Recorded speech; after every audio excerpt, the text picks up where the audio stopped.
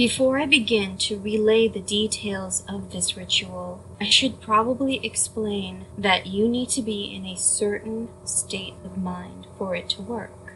I'm sure a lot of you out there will know what I mean, even though I am not the best person to be explaining human emotions.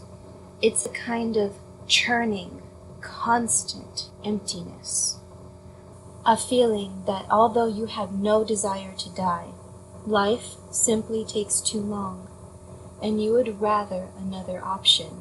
It is very important that you feel this way when undertaking the ritual, because another option is exactly what will give you. The details are as follows. I have tried to make it as simple as possible and to cut down on the cryptic rubbish that my contemporaries often include in these things, but you need to appreciate how hard that is. We don't live by constants as you do. We live by symbolism and meaning. Bread does not sustain us, but the idea of bread makes a very good meal indeed. Still, enough talk. Even if you did want to hear about me, I wouldn't be able to explain it.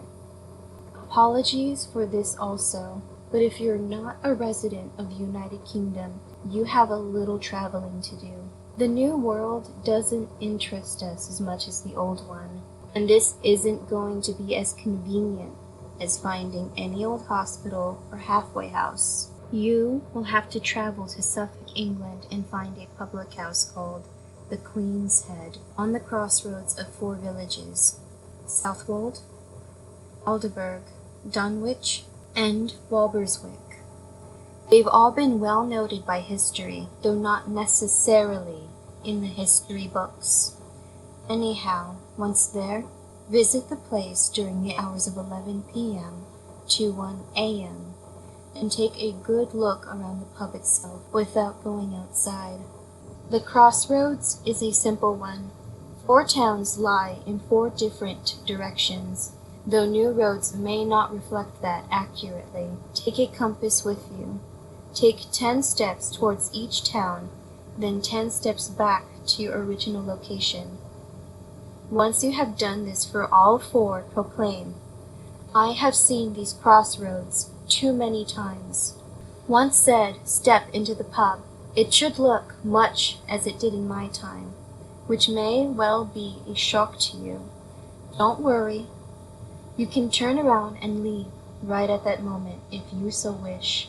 Go back to your life and read these stories from the safety of a computer screen. If you do decide, however, to continue this course of action, then go to the bar and ask for a glass of the House Malefic, and the barman will give you a glass of red wine and accept no payment. Now, drink it, and you are exactly halfway to where you want to be. Good. Once it's gone, he will tell you that you've had enough and ask you to leave. Do as he says, for though he is a good friend of mine, he is a spiteful man with an old crow for a wife, and he delights in an excuse for a fight. When you leave, you will find a large black horse outside. Mount it. It's yours. A little gift from me to you in gratitude for the tasks you've performed so far. The wine will have warmed you a little, I hope, for you have a long ride. It doesn't matter in which direction you travel. It never did. The roads will be old now, impossibly so perhaps, and a dense fog will cover the tracks.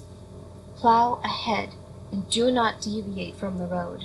He may send a guard to veer from the mists to try and stop you, but keep moving.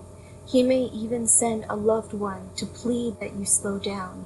This is a trick. It is me that he wants to stop. We have never seen eye to eye. The mists will pass, and you will see an end to the road ahead, a gorge of impossible death. Don't stare into it.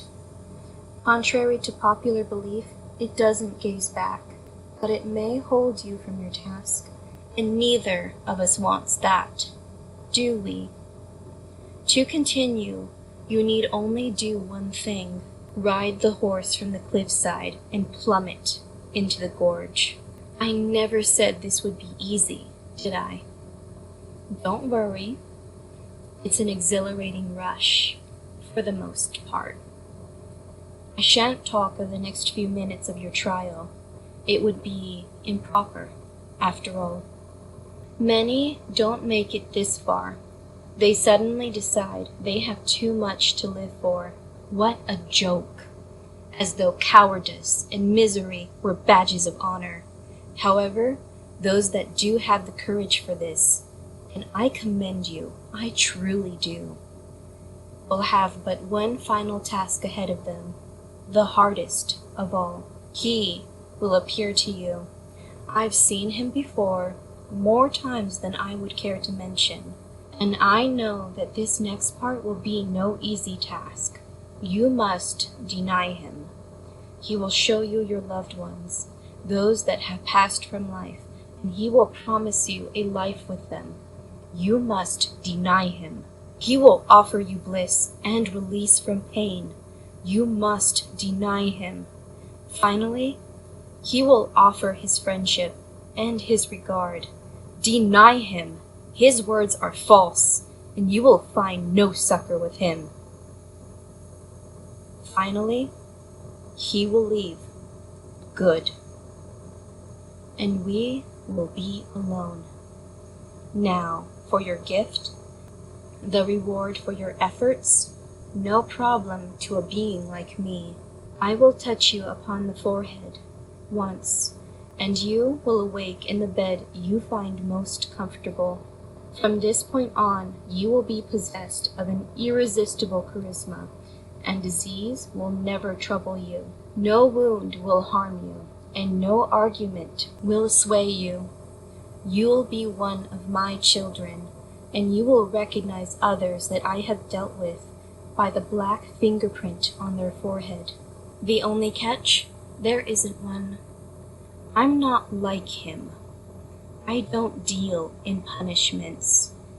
I reward my children.